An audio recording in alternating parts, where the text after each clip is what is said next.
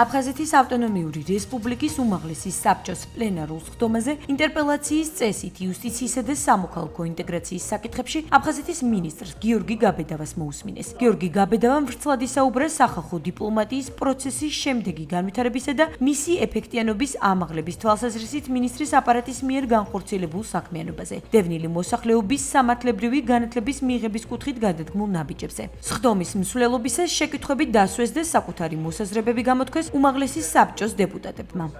მინისტრმა ამომწურავი პასუხი გასცა დასმულ შეკითხვებზე. დისკუსია გაიმართა ზოგადად მინისტრის აპარატის საქმიანობასთან დაკავშირებით და ფაქტობრივად ყველამ ერთხმად მისცა ძალიან მაღალი შეფასება.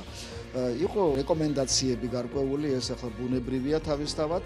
რეკომენდაციებს მე ძალიან დიდი იმედი მაქვს, რომ მინისტრის აპარატი გაითვალისწინებს და ისე ჩვენ ძალიან კმაყოფილები დავშით მათი საქმიანობით და იმ ანგარიშით, რომელიც წარმოადგენს. კითხვები ეხებოდა ისეთ თემებს, როგორც სამშვიდობო პოლიტიკა, ნდობის აღდგენა ხელოვნურად გახლეჩილი საზოგადოების, ესე ვთქვათ, წევრებს შორის მიმართულებით თუ რა კეთდება, ჩვენ მიერ დასახელებული იქნა კონკრეტული ღონისძიებები, პროექტები, თუ რა მიმართულებით მუშაობთ, რა პროექტებია, ესე ვთქვათ, ბოლო 2-3 წლის განმავლობაში განხორციელებული და აქედან გამომდინარე, თუ რა იგეგმება, ესე ვთქვათ, მომავალში. ვფიქრობთ, რომ იმ კითხვებზე, რომელიც წარმოდგენილი იყო დეპუტატების მხრიდან, სრულყოფილად გავეცით პასუხი.